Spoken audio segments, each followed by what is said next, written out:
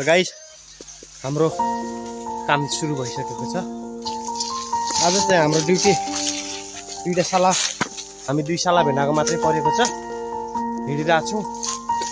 अरू साथीहरू चाहिँ टाढा लगेको छ हैन, टाढा टाढा गइसकेछन्।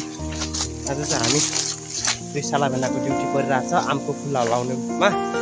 ल सालाजी केही भन्न चाहनुहुन्छ मेरो भ्लगमा? ल के भन्नु, लाइक सब्स्क्राइब गरिदिनु हाम्रो भेनाको। ल थ्याङ्क यू। यति ठुला रुखमा यसरी चढ्नुपर्छ, के गर्नु गाह्रो छ है।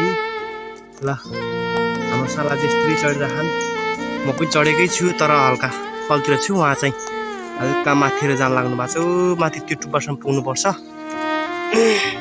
त्यहाँ पुगेर हल्लाउनुपर्छ है गाइज। ए यसरी हल्लाउनुपर्छ है, यसरी हल्लायो भने यसरी झर्छ फुल पुरै होइन, यसरी झर्छ पुरै पुरै रुखमा चढेर हल्लाउनु पर्छ यसरी र होइन। जे होस् गाइज हाम्रो ड्युटी चाहिँ जारी छ अहिले, यस्तै छ। तपाईँहरूलाई म आम देखाउन चाहन्थेँ तर अहिले यो रुखमा खासै फलेको छैन, तर यो रुखमा यसको फुल मात्रै रहेछ नि। देख्नु होला, यो फुल सुकेको छ भने चाहिँ हल्लाउनु पर्छ गाइज। त्यही भएर यी भर्खर फुल्दैछन्। कोही चाहिँ लगभग दाना लागिसकेका छन्। म दाना एकछिनमा देखाउने छु अर्को रुखमा। फाइनली गाइज हाम्रो साला चाहिँ पुरा गीत गाउने मुडमा छन् है। काम गर्दा गर्दा माथितिर रुखमा चढेछन्, हल्लाउँदैछन्। उतातिर गीत गाउने पुरा मुड आइरह सालाको। के गर्नु, लास्टै गर्मी छ यतातिर त के गर्नु। हाम्रो पहाडतिर चाहिँ अहिले चिसो मौसम लागिरहेछ, घाम ताप्नु पर्छ है। यतातिर हिउँ पर्छ होला अब त केही एकछिनपछि। म चाहिँ अहिले बसिरहेको छु भन्नुपर्छ गाइज। यो रुखमा चाहिँ चढ्ने सुरु गर्दैछु। यो रुख चाहिँ ठुलो छ, देख्नु होला।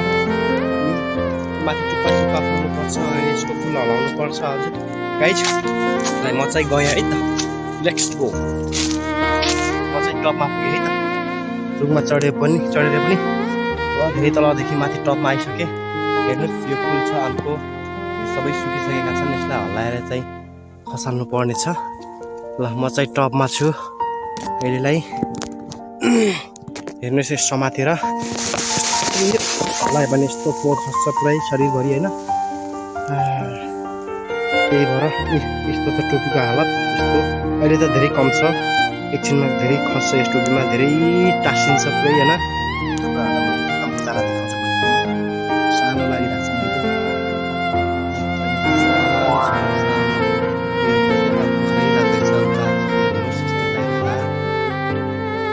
ठाउँ ठाउँमा, तर एकचोटि कमाइरहेको एकचोटि चाहिँ धेरै आएको थियो पहिला, तर अर्को रुममा चाहिँ धेरै आएको छ। यो रुममा चाहिँ कम आएको छ अहिले बनाएको छ। म चाहिँ अहिले माथि छतबाट हल्लाएर पनि त्यस्तो गर्नु छ है। हेर्नुहोस्